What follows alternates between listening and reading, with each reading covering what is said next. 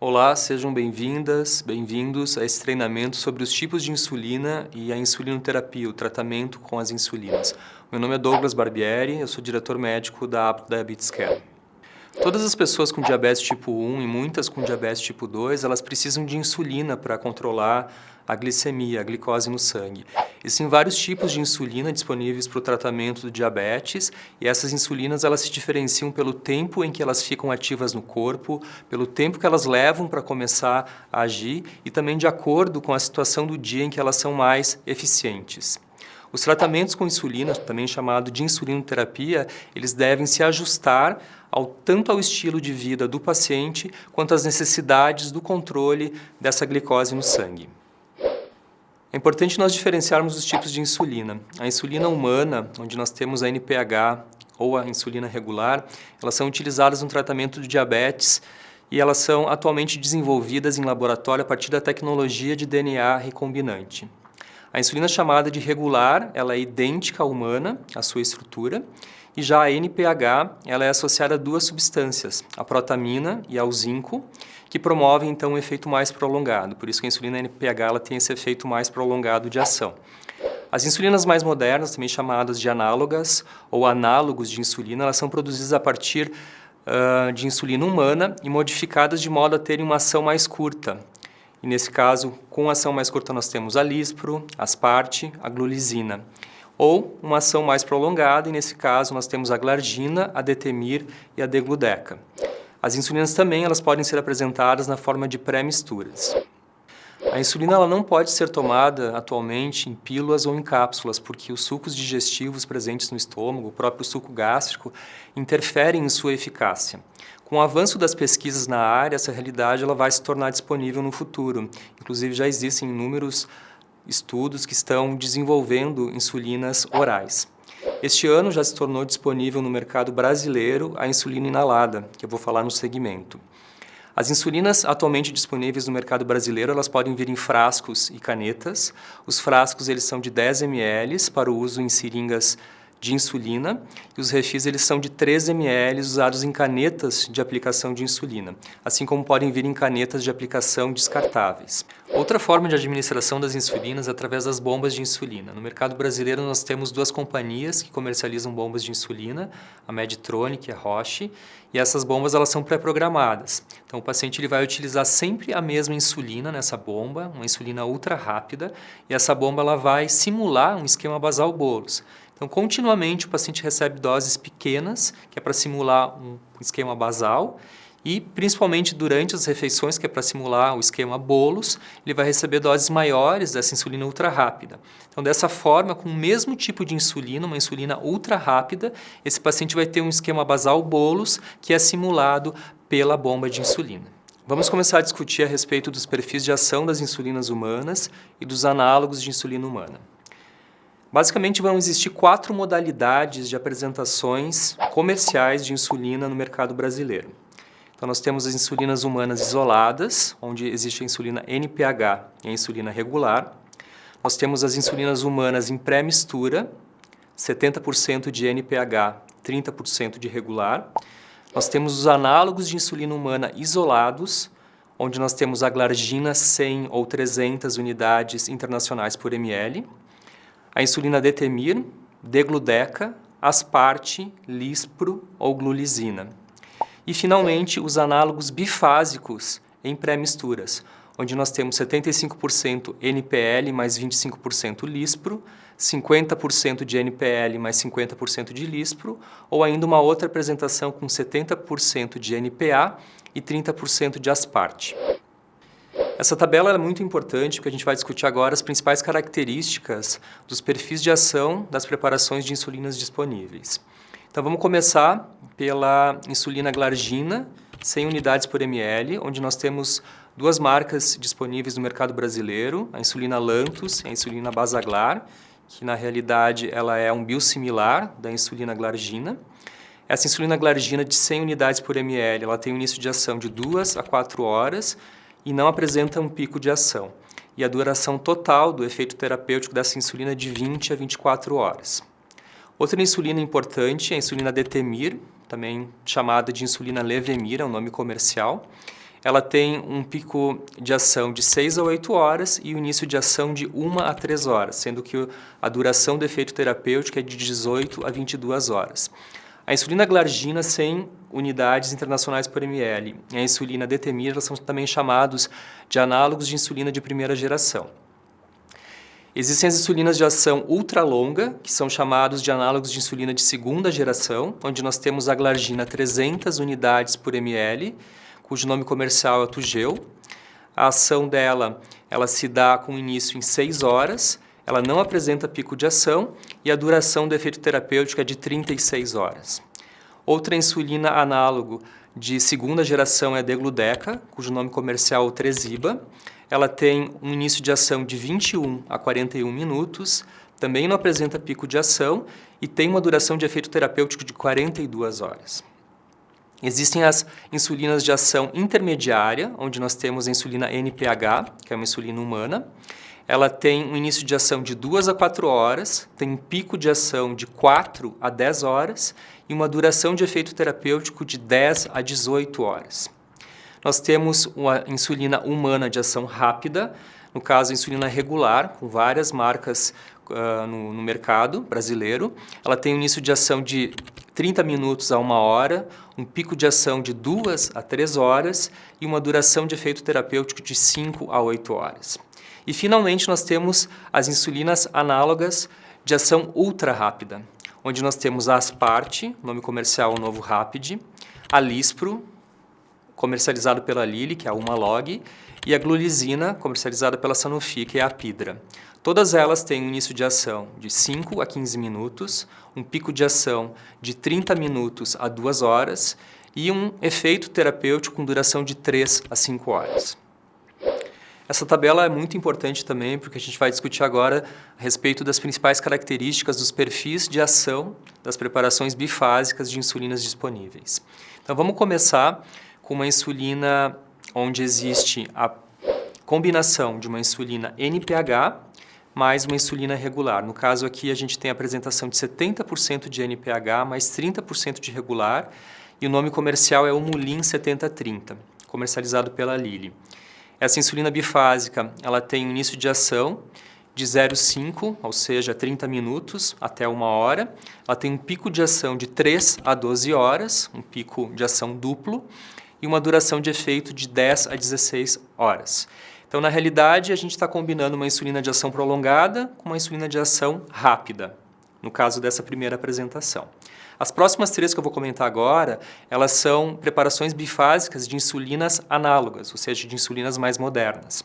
Então, a primeira delas é a combinação de 75% de NPL, que é a protamina neutra Lispro, mais 25% de insulina Lispro. Então, a gente tem 75% de ação de uma insulina prolongada, mais 25% de ação de uma insulina ultra-rápida, a Lispro. O nome comercial dessa apresentação é Humalog Mix 25.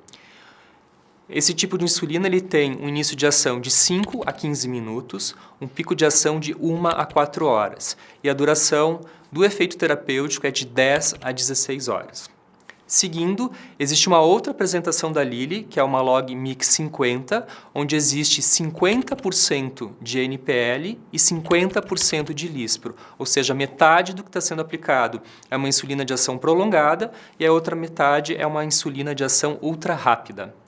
O início de ação, o pico de ação e a duração de efeito dessa apresentação é o mesmo da comentada anteriormente. O que muda é a concentração desses tipos de insulina. E, finalmente, existe uma preparação disponibilizada pela Novo Nordisk, que é a Novomix 7030, onde existe 70% de insulina NPA, que é a insulina protamina neutra Asparte, mais 30% da insulina ultra rápida Asparte. Então, 70% de ação de uma insulina prolongada, 30% de ação de uma insulina ultra rápida. E também apresenta o mesmo início de ação, pico de ação e duração do efeito terapêutico. Essas insulinas elas são utilizadas em pacientes que têm normalmente características de uma vida com uma rotina melhor estabelecida, porque no caso não existe uma flexibilização do tratamento. O paciente vai usar sempre doses fixas de uma insulina com ação prolongada, assim como uma insulina de ação ultra rápida, ou no caso, se for a primeira apresentação, de uma insulina NPH mais uma insulina regular. Tudo dentro da mesma apresentação. Essa figura ela é muito interessante porque ela mostra os perfis de ação das diferentes insulinas e análogos de insulina. Então começamos com a curva de ação das insulinas ultra rápidas, a Lispro, a Aspart, a Glulisina, onde a gente observa esse pico, início de ação muito rápido, por isso que elas são chamadas de ultra rápidas. E quando a gente compara com o pico, início de ação da insulina regular, a gente vê que existe um período maior, né? Que a regular ela acaba atuando de forma um pouco mais tardia quando comparado com as insulinas ultra rápidas. A outra curva interessante é da insulina NPH, aquela insulina humana de ação prolongada, que tem também uma ação dita prolongada, porém não se compara a duração de ação quando a gente, por exemplo, compara a NPH com a insulina Detemir, com a insulina Glargina com concentração de 100 unidades por ml. E, finalmente, os análogos de insulina de segunda geração, a Degludeca e a Glargina com concentração de 300 unidades por ml, que tem uma duração de ação muito mais prolongada quando comparada, por exemplo, a NPH e a própria Detemir ou a Glargina com concentração de 100 unidades por ml. Falando a respeito de modos diferentes de administração das insulinas, que não seja administração subcutânea ou por bombas de insulina, existe atualmente no mercado brasileiro a disponibilização da insulina inalada, a insulina Tecnosfir, cujo nome comercial é Afrezza. Então, ela é uma insulina inalada de ação rápida, que é indicada para melhorar o controle glicêmico em pacientes adultos com diabetes. Ela ainda não tem indicação para a população pediátrica. Ela é uma insulina contraindicada em pacientes portadores de doença pulmonar obstrutiva crônica, pacientes portadores de asma, devido ao risco de broncoespasmo agudo que ela pode provocar. Ela tem algumas limitações de uso, então pacientes com diabetes tipo 1, por exemplo, devem utilizar sempre em combinação com uma insulina de ação prolongada, porque, relembrando a Afrezza, ela é uma insulina de ação rápida. Ela não está recomendada para tratamento de condições agudas, de complicações agudas do diabetes, como a cetoacidose diabética, e também não é recomendada para pacientes que fumam ou que tenham parado de fumar recentemente. Continuando a respeito da insulina Afrezza, insulina Tecnosfir, antes do início do tratamento com essa insulina é importante elaborar um histórico médico detalhado, um exame físico completo e solicitar um exame de espirometria para esses pacientes. E sempre tentando identificar possíveis doenças pulmonares em todos os pacientes que, porventura, vão utilizar a insulina inalada. O broncoespasmo agudo ele foi observado em pacientes que têm asma e doença pulmonar obstrutiva crônica, então tem que ficar atento porque o broncoespasmo agudo ele pode ser um evento adverso. E outras reações adversas mais comuns incluem a hipoglicemia, tosse, dor ou irritação na garganta e também a cefaleia. Quando se for pensar em prescrição dessa insulina inalada, a proporção é que uma unidade de insulina rápida, regular ou análogo de insulina, corresponde a 1,5 unidades dessa insulina inalada, da insulina Tecnosfir. Então, por exemplo, 4 unidades de insulina Tecnosfir correspondem a 2,5 unidades de insulina rápida. 8 unidades de insulina Tecnosfir igual a 5 unidades de insulina rápida ou insulina ultra rápida. E 12 unidades de insulina Tecnosfir, aproximadamente 7,5 unidades de insulina rápida. Então, existe essa conversão que vai ser necessário orientar o paciente, porque não existe essa equivalência igual de unidades de insulina quando a gente pensa na insulina inalada, com essa ação rápida, comparando com as insulinas humanas ou análogos de insulina ultra rápida. E, finalmente, nós temos combinações das insulinas com análogos de GLP-1. E, nesse caso, as combinações de insulina com análogos de GLP-1 elas são indicadas somente para pacientes com diabetes tipo 2. Por quê? Porque os análogos de GLP-1 eles são indicados somente para pacientes com diabetes tipo 2. Então, dessa forma, essas combinações elas podem ser utilizadas nesses pacientes que tenham o diabetes tipo 2. Existem 3 apresentações de combinações de insulinas com análogos de GLP-1. A primeira delas é o Soliqua 1040, que é comercializado pela Sanofi, onde nós temos uma solução injetável com glargina 100 unidades por ml, mais o lixzenatida 50 microgramas por ml. Outra apresentação do Soliqua é a 3060, em que existe também a combinação de glargina 100 unidades por ml, mas com lixzenatida 33 microgramas por ml. E, finalmente, o Schultoff, que é comercializado pela Novo Nordisk, em que existe uma solução injetável para tratamento com insulina degludeca, 100 unidades por ml, mais a liraglutida, 3,6 miligramas por ml. Então, essas são as apresentações disponíveis de combinações de insulina com análogos de GLP-1 e reforçando que essas combinações estão indicadas somente para os pacientes com diabetes do tipo 2. Bom, agora a respeito do tratamento com insulinas, a insulinização. Vamos começar falando a respeito da insulinização nos pacientes com diabetes tipo 1. Então, para a gente iniciar um esquema basal bolos, que é o esquema recomendado nos pacientes com diabetes tipo 1, a gente sempre tem como objetivo mimetizar a secreção fisiológica de insulina que existe no corpo. A dose total de insulina recomendada para esses pacientes é de 0,2 a 0,5 unidades por quilo por dia. E dentro dessa quantidade, dessa dosagem total de insulina, a gente vai dividir esse esquema com 50% da dose de uma insulina basal, cuja dose seria de 0,3 a 0,4 unidades por quilo por dia.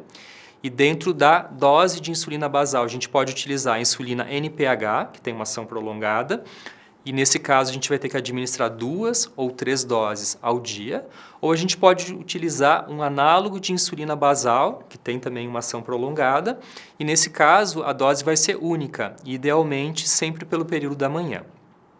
A outra parte desse esquema basal bolos é justamente o bolos, a parte de insulina rápida, que vai corresponder idealmente a 50% desse tratamento.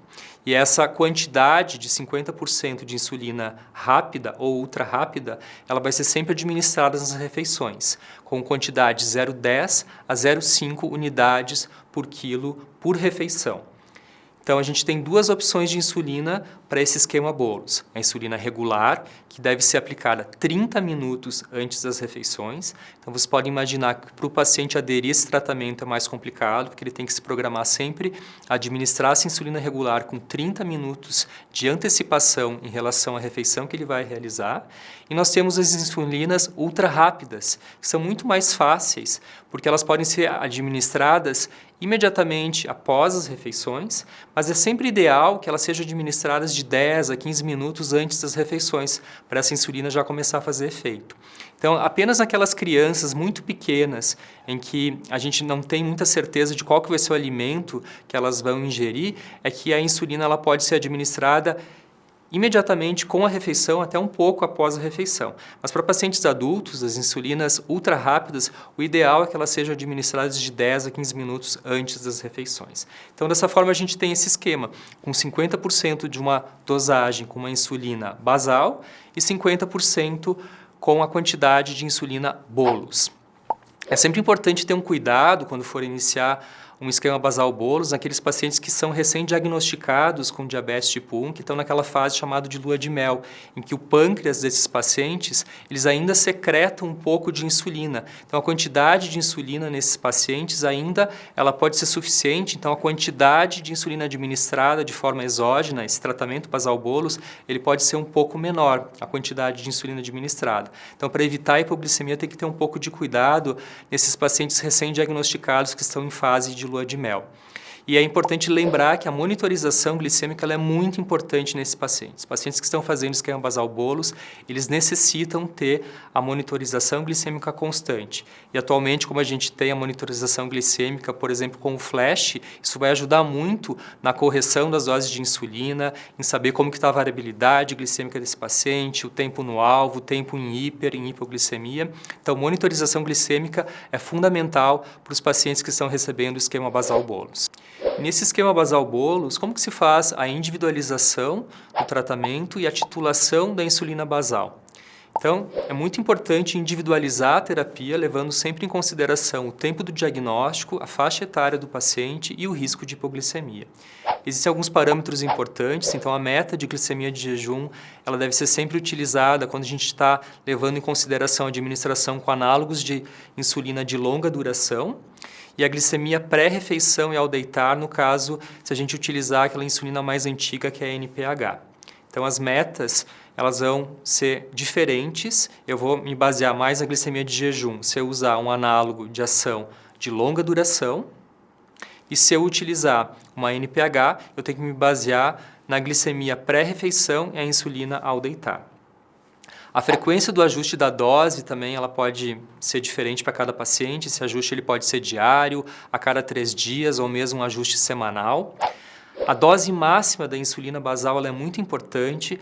É fundamental a gente respeitar que a gente não deveria ultrapassar de 50% do total daquele esquema basal bolos. Então, 50% seria o máximo de insulina basal que a gente deveria usar. Existe uma cultura no Brasil de utilizar altas doses de insulina basal. Então, tem médicos que prescrevem 60%, 70% do esquema basal bolos, com insulina basal representando essa grande proporção.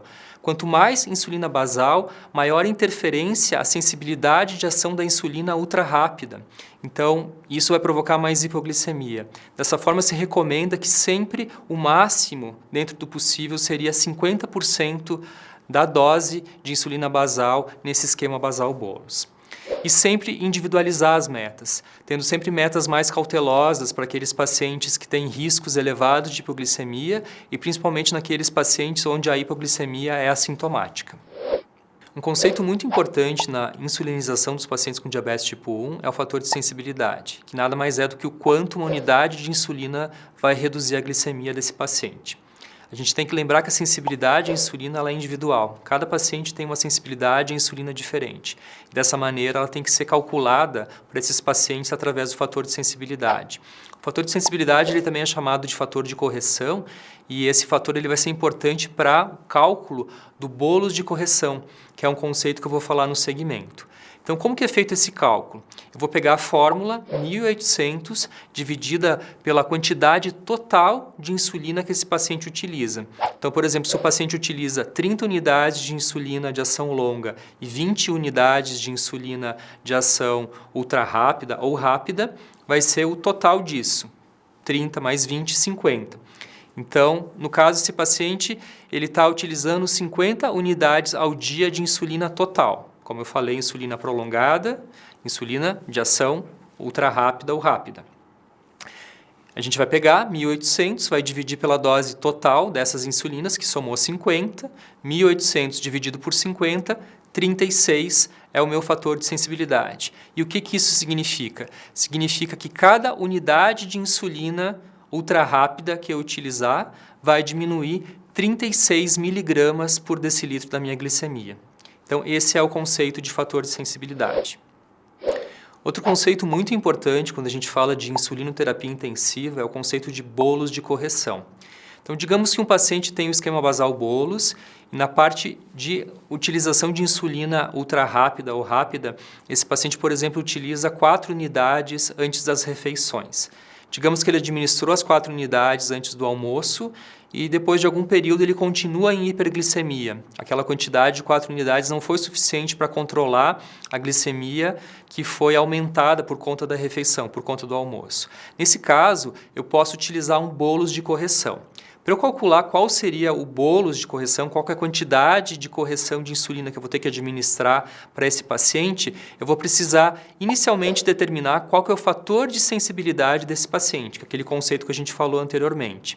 E também é importante determinar qual que é o objetivo glicêmico para esse paciente. No caso de adultos, normalmente o objetivo glicêmico é de 100 mg por decilitro e para crianças ou para pacientes que tenham hipoglicemias assintomáticas, ele é de 150 mg por decilitro. Então, inicialmente, eu preciso ter determinado o fator de sensibilidade e o objetivo glicêmico para que eu possa calcular qual será o meu bolos de correção.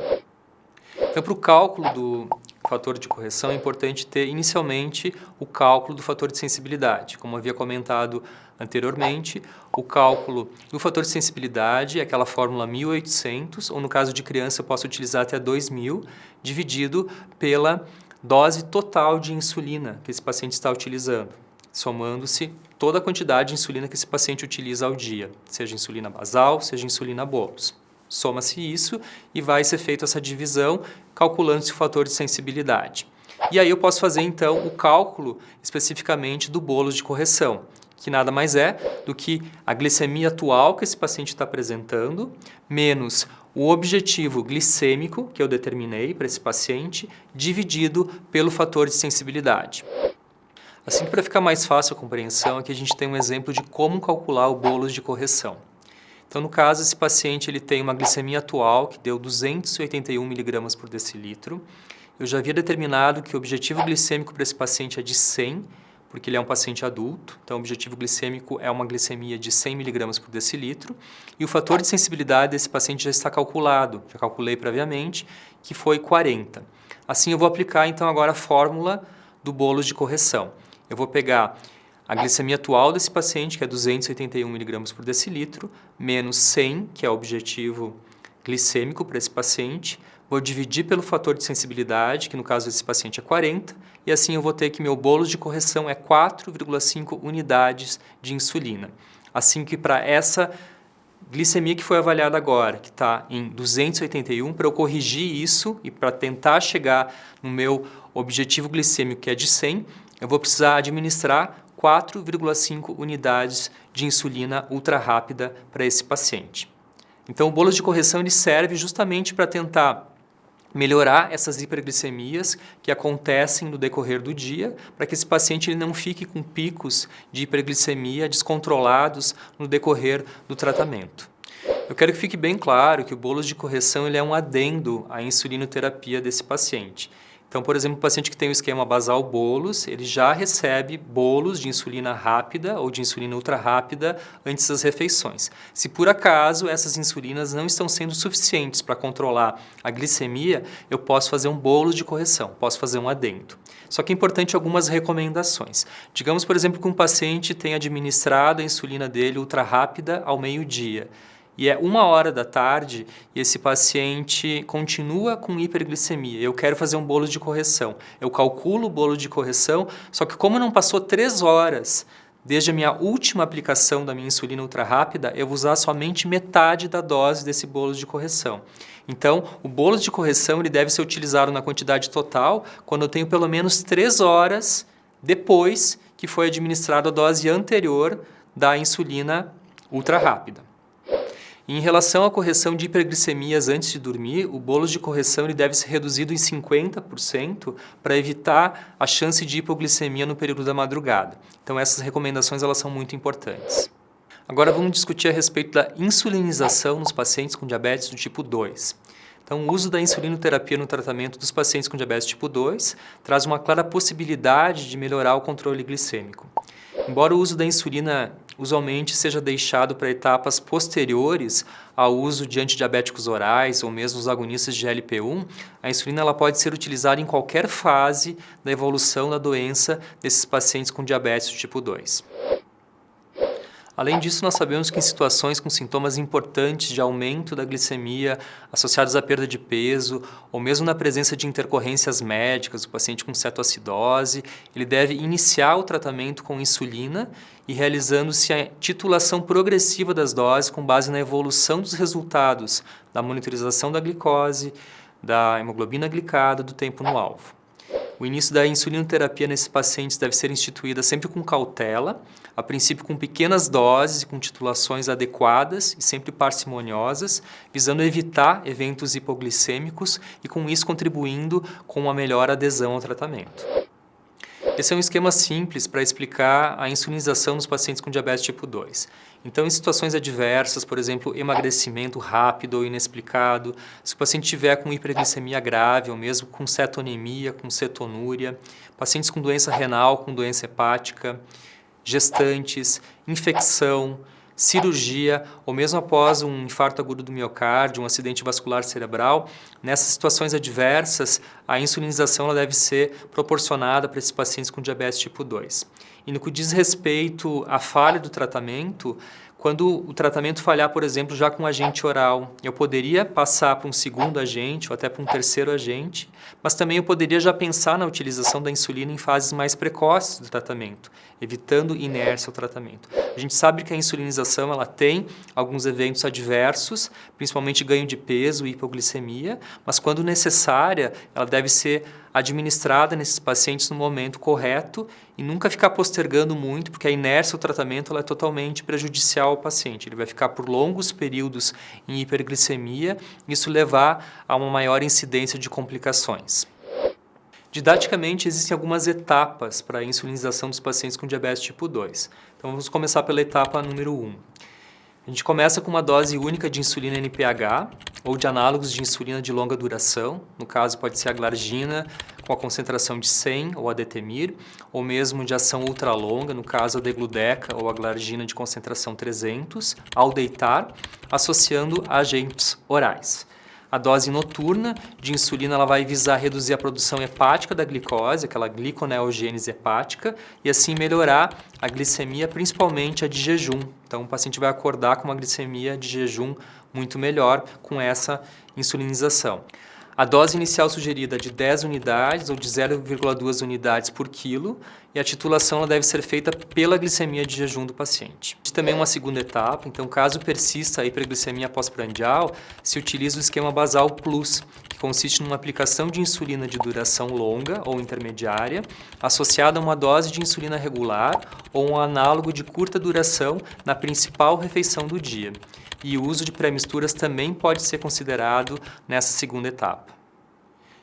Em uma terceira etapa, quando a hiperglicemia pós-prandial ocorre após mais de uma refeição, o esquema basal plus ele deve ser ampliado para incluir uma segunda dose de insulina ou análogo de curta duração ou mesmo uma pré-mistura. E, finalmente, não havendo resposta adequada aos esquemas comentados anteriormente, recomenda-se a insulinização plena com 2 doses de insulina humana NPH, associadas a 3 doses de insulina rápida ou de análogo de curta duração, ou também pode-se utilizar um análogo de longa duração ou de ultra longa duração, associados a essas 3 doses de insulina rápida ou de um análogo de curta duração.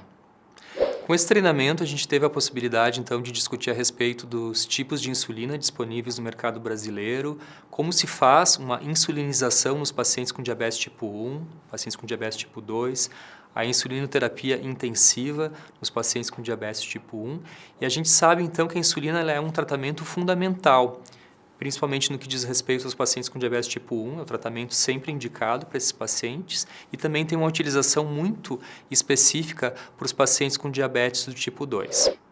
É muito importante individualizar o tratamento, então cada paciente é um paciente, vai ter um fator de sensibilidade diferente, vai ter uma situação diferente em que o esquema de insulinização desse paciente vai ter uma particularidade.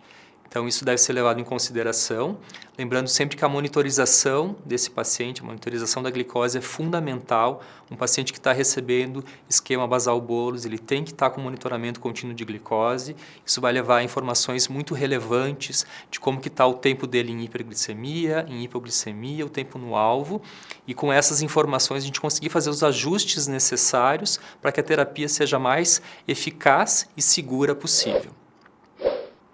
Muito obrigado pela atenção de vocês. Se tiverem alguma dúvida, eu estou à disposição e até a próxima.